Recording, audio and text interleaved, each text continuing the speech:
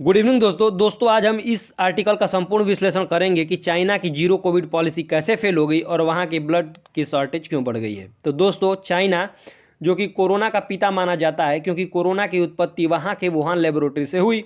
जब सारे विश्व में कोरोना के टीके लगाए जा रहे थे कि लोगों की इम्यून सिस्टम बढ़ जाए, तो चाइना ने भी टीके लगवाए और उसके बाद उसने क्या करा, जीरो कोविड पॉलिसी लागू कर दी। मतलब लोग एक दूसरे से नहीं मिलेंगे, वो अपने घर से ही कार्य करेंगे, सारे बॉर्डर बंद रहेंगे। इससे क्या हुआ दोस्तों कि लोगों की जो सेल्फ ह्यूमन क्षमता है वह डेड हो गई। मतलब सबके अंदर होती है, उनका विकास नहीं हो सका, जिसके कारण क्या हुआ है अब जब लोगों द्वारा विरोध किया जाने लगा कि आप जीरो कोविड पॉलिसी हटाइए, जीरो कोविड पॉलिसी हटाइए। अच्छा, ऐसा विरोध क्यों हुआ? क्योंकि चाइना के एक हॉस्पिटल में आग लग गई थी और वहाँ पर लोग जो होता है दोस्तों मर रहे थे, लेकिन कोई उन्हें बचाने नहीं गया, क्योंकि जीरो कोविड पॉलिसी कंट्री में लगी हुई है, जिसके कारण विरोध होने लगा। तो चाइना ने क्या करा, अपने बॉर्डर सारे खोल दिए, अब लोग एक दूसरे से मिल सकते हैं। इससे क्या हुआ दोस्तों कि जो उन लोगों की सेल्फ इम्यून सिस्टम थी, चूंकि विकसित नहीं थी, तो कोरोना का आउटब्रेक फिर से कहाँ हुआ है, चाइना में हो गया है। और यह आउटब्रेक इतना खतरनाक हुआ है, इतना तेजी से बढ़ रहा है कि लगभग हजारों लोग इसके चपेट में आ गए हैं।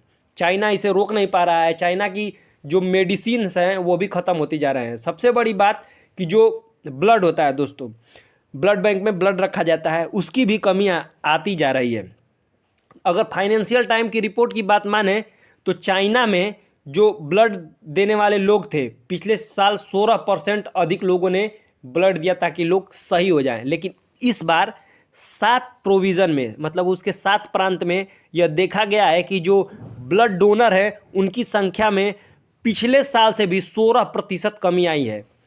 अगर फाइनेंशियल टाइम्स की रिपोर्ट की बात माने तो बीजिंग में लगभग 22 मिलियन पीपुल कोविड-19 के इस ओमिक्रॉन वेरिएंट से परेशान है।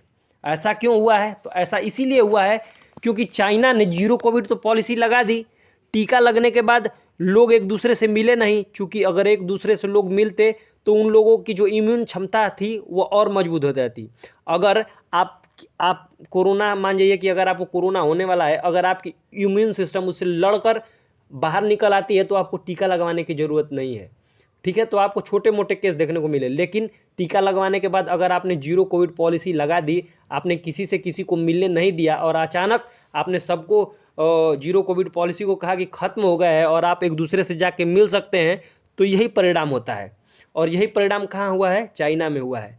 चाइना जो कि दूसरी सबसे बड़ी अर्थव्यवस्था वाली कंट्री है, वहाँ पर हालात ऐसे हो गए हैं कि मेडिसिन तो ख़त्म होते जा रहे हैं और लोग जो कि ब्लड के द्वारा प्लाज्मा थेरेपी कराकर कोरोना को ठीक करते हैं, वो ब्लड की भी शॉर्टेज होती जा रही है। इसलिए होती जा रही है कि जो भी ब्लड डोनेट करने जा रहा है, पाया जा रहा है कि वो ही कोरोना पॉजिटिव है।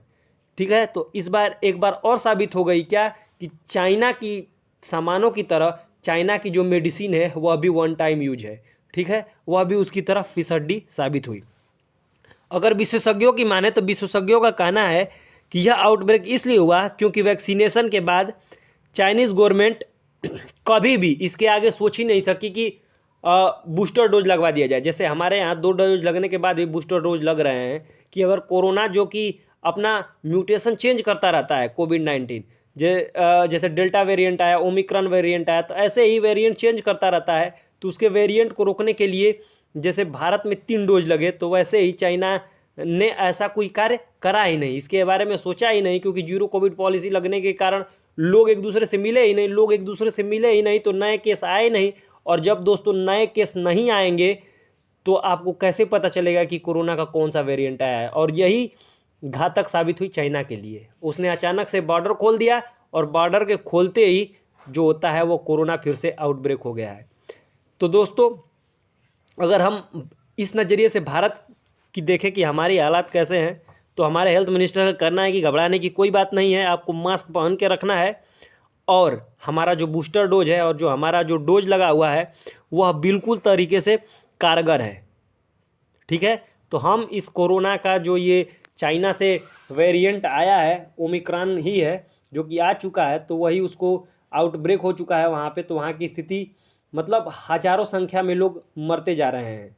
तो अगर भारत की बात की जाए तो अपने तरीके से क्या करना है कि अपने को बचा के रखना है, मास्क लगा के रखना है, हाथों को बार बार धोना है, क्योंकि आपको ध्यान देना है कि सावधानी हटी और दुर्घटना घटी। और दोस्तों आपको तो पता ही है कोरोना कितना घातक और लीथल है। होप करता हूँ दोस्तों आपको यह विश्लेषण अच्छा लगा हो। अगर आपको यह विश्लेषण अच्छे लगे हो तो क्लास को लाइक, सब्सक्राइब और शेयर करना न भूलें।